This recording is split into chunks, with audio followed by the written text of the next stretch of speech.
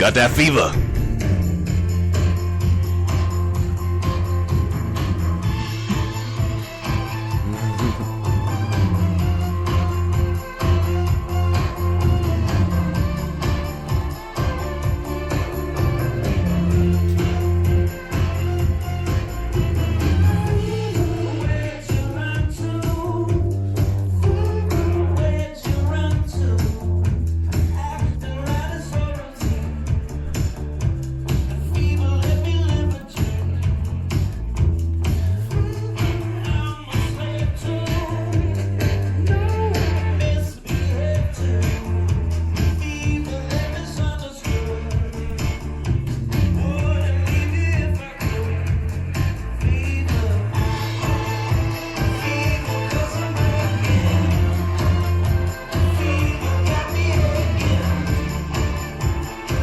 Why don't you explain? Get down again.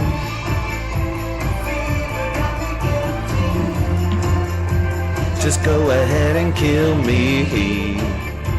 Fever, why don't you explain? Just pour coffee. Too sweet. No, that's good.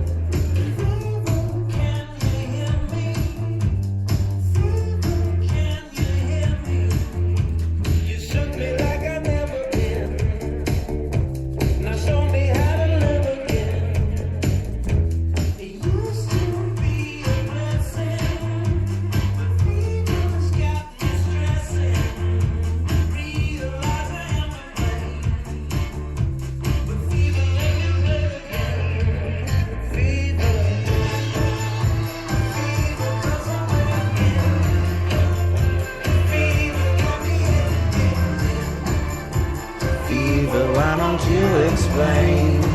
Break it down again. Fever, let me 18. Just go ahead and kill me. Fever, why don't you explain? Break it down again.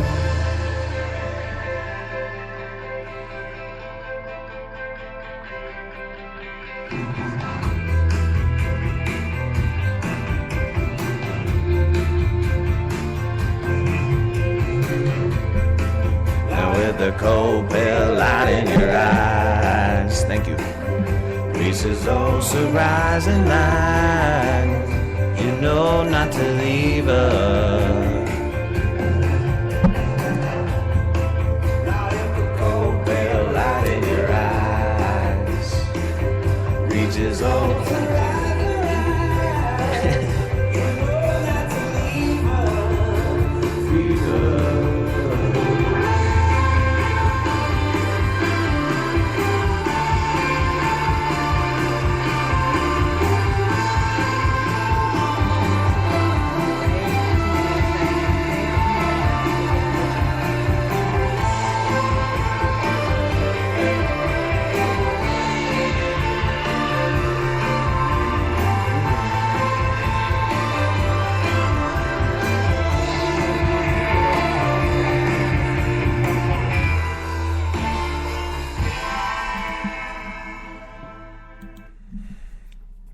That song there's like a cool drink of water.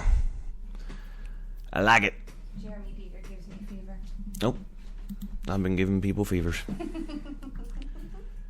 I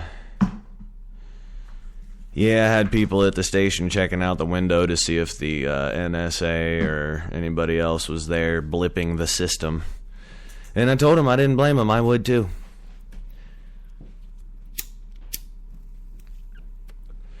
And I was looking in chat, and Karen said that MSM has been paid to not say anything, including Fox, to not say anything concerning the Dearborn situation. That is freaking crazy. You know what? I hope and I pray that I can just be adequate to the task. It's like, I know this may sound kind of crazy, but it's like how Paul Revere was like, the freaking British are coming, right? I mean, that's what it feels like. when our own media isn't saying anything and you guys are relying on my dumbass to take a camera up there, look, we are in a sad state of affairs, people. It's just rough. It's just all kinds of bad, you know. But you know, like I said, I hope and I pray that I can be adequate to the task of just, you know, people are like, I just want to bring you the story. I just actually want to turn the video camera on, point it in the right direction, and then hopefully whatever is happening will you know, explain itself, you know. Like, because they're going to have me on video taking that flag down. They're not going to fly my flag under theirs or under anybody else's. I'm taking it down. You guys want to go to Dearborn and everything? That's cool. I think Joe's going to help set up a live stream so you guys will be able to watch me take down the flag at the mosque live. I'm not freaking playing with those people, and I hope like hell one of them tries to stop me.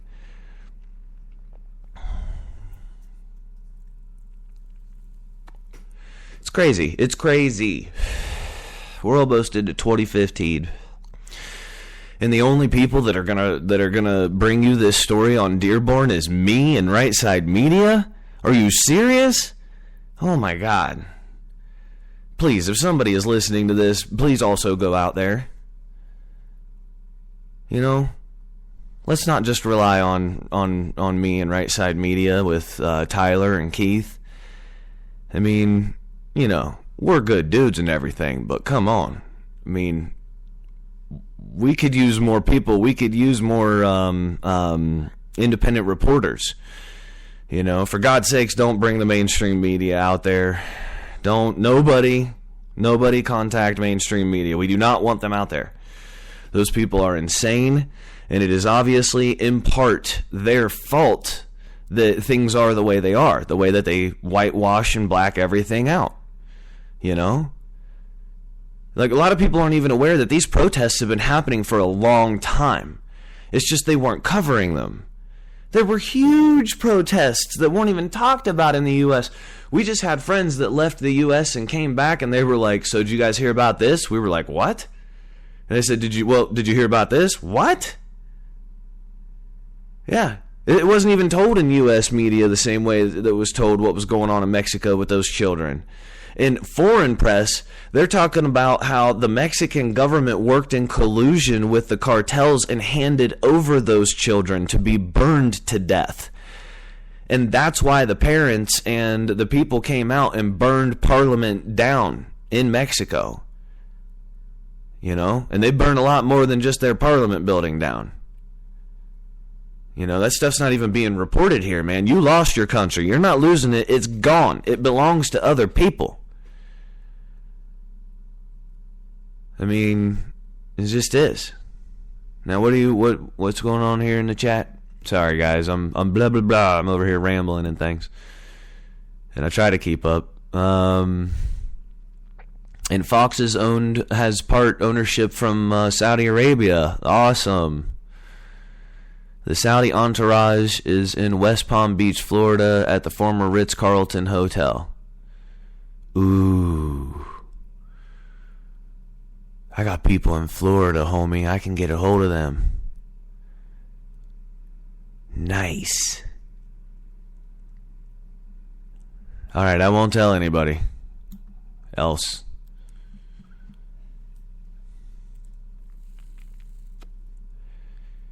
Well, I say we got some folks we can contact, get down there in Florida, and, see if we can schedule an interview with the Saudis. A little bit of Saudi action. Because, I don't know, man. I mean, I look around, and our traditions and our culture have been sold out for Snoop Dogg and Gatorade, telling everybody now that's G. Do you know what G is? G means gangster. Do you know where that comes from? That comes from the black folks in the United States prisons that were speaking in front of white guards and didn't want the white guards to know what they were talking about. This is the birth of Ebonics. That's where Ebonics comes from. If you want to study it, understand, you could get a PhD. All you have to do is go to prison. Now you see these people sagging their pants down. right? And that's what it's called. It looks like their diaper's full. They got their pants where you can see whatever underwear they're wearing. And that started in prison. That was prison culture. And the reason why I'm stressing this is because all of this prison culture has now permeated American culture on a social level, on with entertainment industry. Think about that. Prison culture. That's what happens when you lock up a quarter of the Earth's population.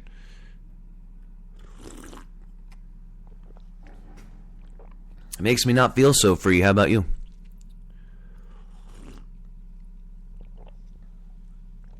Saudi Prince Al-Walid bin Talal.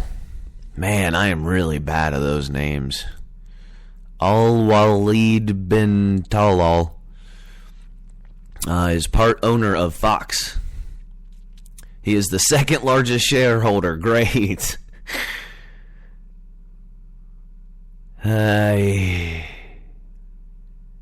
Of Big Fox, not just Fox News. Yeah, no, that's, I get you. It's at Rupert Murdoch level there. Perfect. Does anybody know the purpose of the Fourth Estate? Media, press. You know why it's called the Fourth Estate?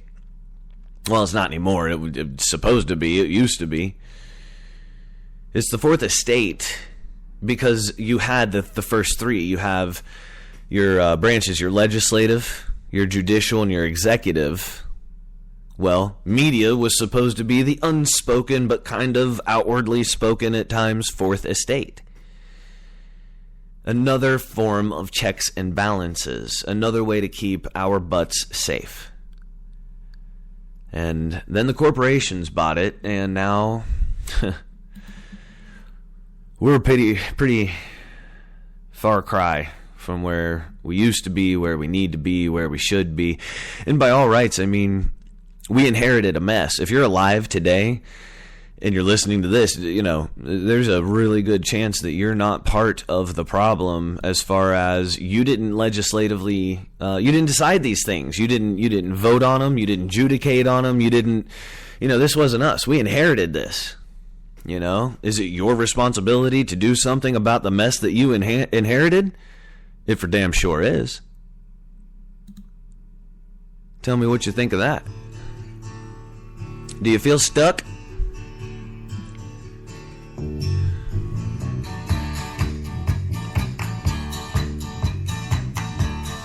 Well,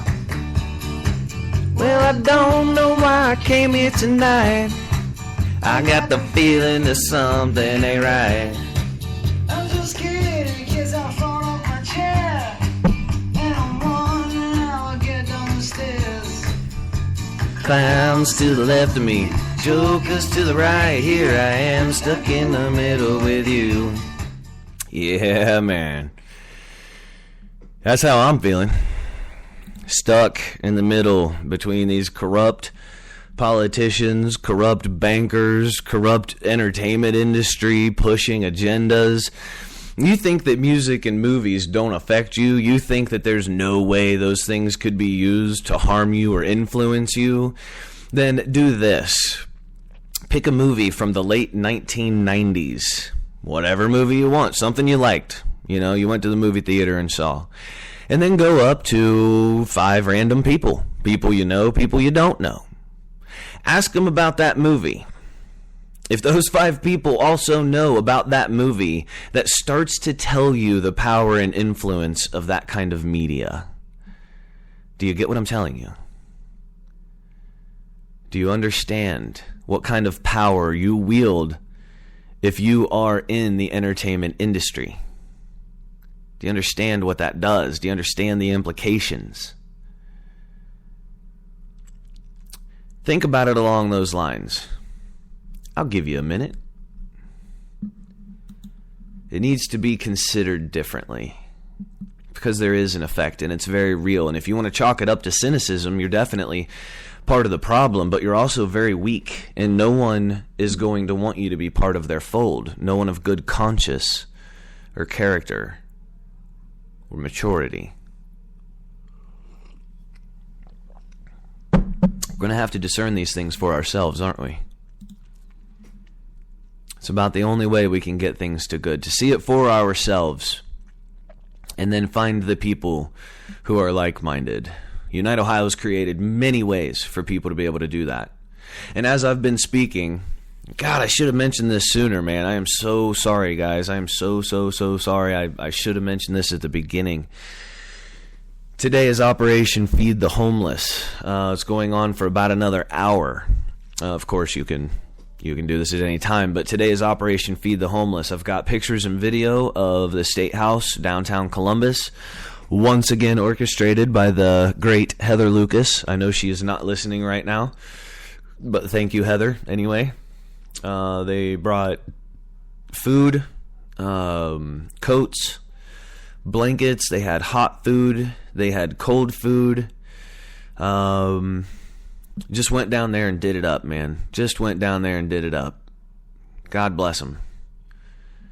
You gotta love them for it. They went down there and just gave up. I mean, part of their day, and money and time, and they're down there now, still. And the sun dropped, and it is getting chilly. So thank you to Anonymous and everybody who has decided to take part in Operation Feed the Homeless today. It makes a big deal. It makes a big difference. You don't know if you brought that person a sandwich and this is the first time in a day and a half they've eaten. That affects your health. That affects your mental health. That affects everything. You may have stopped someone from committing suicide, and it may have been a veteran. Just don't know. Just don't know, do we?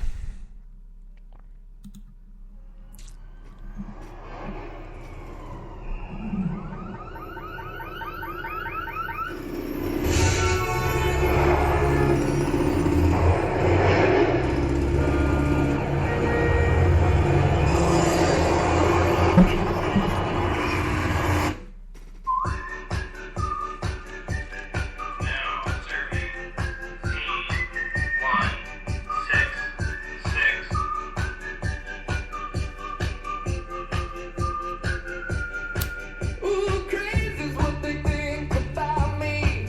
Ain't gonna stop 'cause they tell me so.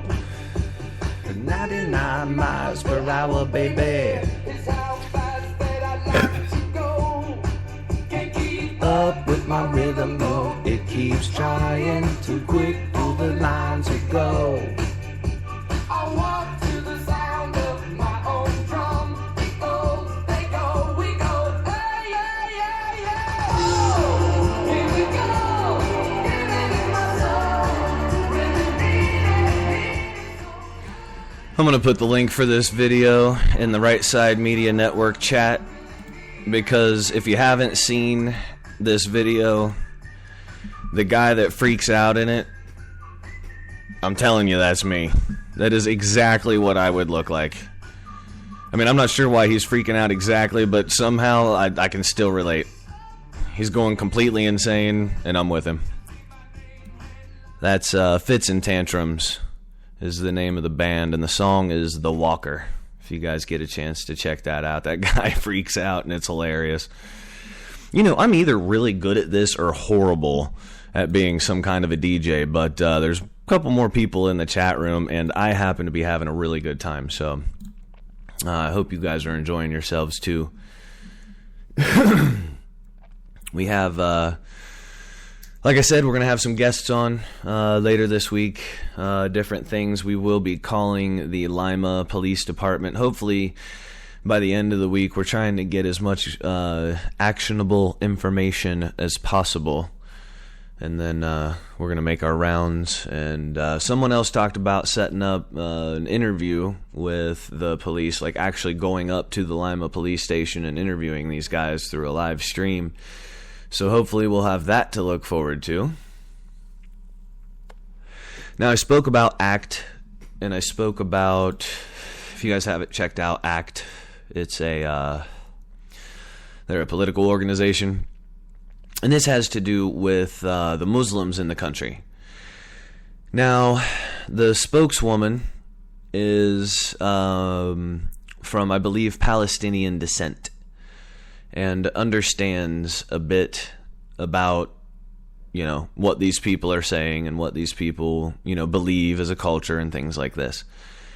So I'm going to play the first half of it, and then we're going to go to break, and then I'll play the second half when we come back. This was a CNN interview that has the spokesperson for ACT, and you'll hear him introduced and everything. And a woman, I think, okay, here are their names: Bridget Gabriel and Linda Sarsour. And I'm probably pronouncing that wrong. They debate Islamophobia, and I want to get your guys' take on this. So here you go. Have digested hours and hours and hours of TV to bring you this week's Red News, Blue News. Our regular look at how partisan media outlets bend the stories to the right and to the left. We're going to hone in on a very important topic here: Islamophobia, about how it's manifested in the media. Think of Islamophobia as anti-Muslim prejudice, exaggerated fear and hostility toward Muslims, perpetuated by negative stereotypes. And now, Well, hold on now. Did he just give me a definition? Because I can either look up Islamophobia for myself, and isn't that something he's talking about, how media likes to twist things? They freaking twists it immediately and gives you their definition of Islamophobia. It means you're a hateful son of a bitch. Basically, that's what he said. So let's see. let's go to the tape. Tuesday, Fox News, Sean Hannity. And welcome back to Hannity. We are witnessing Muslims on the march in Iraq and well beyond, all over the globe. Chaos abounds. And here with analysis to the jihad that's raging worldwide. Jihad that's raging worldwide. This is a theme on some Fox News shows. Fox regularly hands over its megaphone to speakers who warn about the threats posed by radical Islam. What's missing is any semblance of balance. Here's an example from The Five on Wednesday. This is about Christians reportedly having to flee Iraq. Tom, let me ask you about if there is a moderate Muslim voice out there, do you think that now would be the time for them to speak up? Well, we've been waiting for some time, right? Tom is Tom Shalhoub. He's a professional comedian. He was filling in for Greg Gutfeld on The Five, and while I think he's a pretty funny guy, he's pretty much the least qualified person to comment on the prominence of moderate Muslim voices. Why not bring on an actual moderate Muslim voice and ask them? Well, this very issue made headlines this week when Washington Post columnist Dana Milbank wrote about a gathering of conservatives here in D.C. He said the event teemed with anti-Islamist rhetoric that too often sounded just anti-Islam, and that a young Muslim student who spoke up was taunted by the crowd. There was debate about whether he overstated that, but the debate distracted from the very important point the student was trying to make. Watch. We portray Islam and all Muslims as bad, but there's 1.8 billion Muslim followers of Islam. We have 8 million plus Muslim Americans in this country, and I don't see them represented here. Yes, representation is the issue, whether the news is red or blue. Now, speaking of blue, here's what MSNBC's Chris Hayes said about this a day later. And the fact of the matter is, we don't cover, peaceful Muslims just, hanging out, going about their day, performing surgery or, being accountants. We cover ISIS marching through with black flags looking super terrified. So anyway, we have the red, we have the blue, and now I want to pursue what's actually true with one of Chris Hayes' guests. You just saw her there, Linda Sarsour. She's the National Advocacy Director of the National Network for Arab American Communities. And here in D.C., one of Sean Hannity's guests from that very first clip I played, Bridget Gabriel, the founder of ACT for America. Let me ask you about a statistic that you brought up at this conference I mentioned in D.C. earlier this week. You said the radicals are estimated to be between 15 and 25%, according to all intelligence services around the world. That leaves 75% of them peaceful people. Where does that statistic come from? That statistic comes from the combined intelligence of the Australians, the Canadians, the Jordanians, the Israelis, the United States, countries that share intelligence who are now monitoring what's happening in the world today. You're saying 180 million to 300 million Muslims are radicals? But you're talking about that fraction out of 1.2 billion people. Now, the majority of 1.2 billion people are peaceful people. They are not strapping bombs on their bodies. They are not going out blowing up people. They don't want to kill people. Nor are the You 15 have to 25%. 15 to 25% are radicalized. Now, not every single one of them wants to blow himself up, but they either support terrorists who want to blow themselves up, provide them with financing, provide them for money, provide them with logistical support. 15 to 25% have been radicalized. Brian, Miss Gabriel speaks out of two sides of her mouth. I mean, first of all, in one breath she'll say the West must support moderate Muslims and the moderate Muslims must speak up against terrorism. And in the same breath, she'll say peaceful Muslims are irrelevant.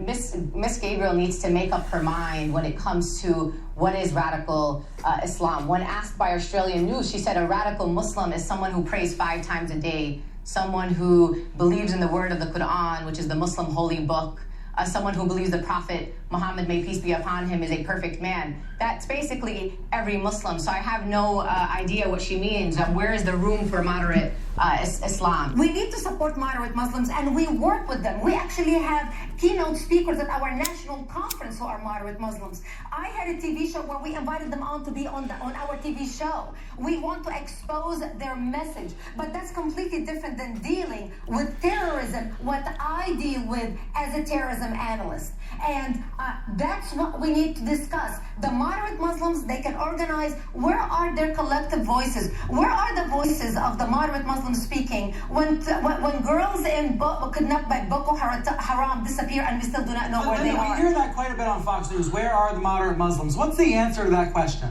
There are people out there that stood up on Boko Haram, on terrorism, on 9/11. There are national Muslim organizations who continue day in and day out to put out statements. Is the media covering it? I don't have control. Well, yeah, there are national organizations that have spoken out, and they're Muslim, and they've spoken out against the Muslims, and they are the same national organizations whose leaders have been tied to the Muslim Brotherhood. During a caliphate, Muslims are allowed to lie to their enemy. Meaning, if I say, hey, are you here trying to affect Sharia law? They can lie and say no, even though that's what they're trying to do. Now, trying to discern the truth becomes a bit more difficult when you learn that. And that's it, because it's in their writing that they're allowed to deceive the enemy. So, we're going to come back to this, and because it's got a few more minutes. First, we're going to take our last break of the evening. I appreciate you guys. I hope you're as interested in this interview as I am, because this kind of is from the horse's mouth. These two women represent internationally known organizations, and they're going from clips on CNN to the MSNBC guy with the glasses, I can't remember his name, to Hannity on Fox. So it tells you a little bit about all of the different channels, and it's not a bad interview, and so this also helps us to build perspective. This helps us to realize what it is we are up against, and be able to discern for ourselves. So we'll come back. We'll play the rest of it, and then we'll finish out our day here together. And I may touch this other article too. The new Surgeon General says gun control is a public health issue. I can't imagine where he's going with that, and I can't imagine it's good, but we may look into that as well. You guys are listening to Diametric Opposition on the Right Side Media Network. We'll take a little break and come back. Appreciate you supporting us. If you get a chance to click like on the Sassy Chicks New and Rustic Trading Post page, you'll get to see all kinds of different things you can buy there. They got a little bit of everything. And there's also a rustic men's department there as well for the guys. So, you want to get something for Christmas wrapped up, give them a call. The number's posted there on their Facebook. And we'll be right back. This is our last break for Diametric Opposition. And then we'll finish it up. All right, guys. See you on the flip side.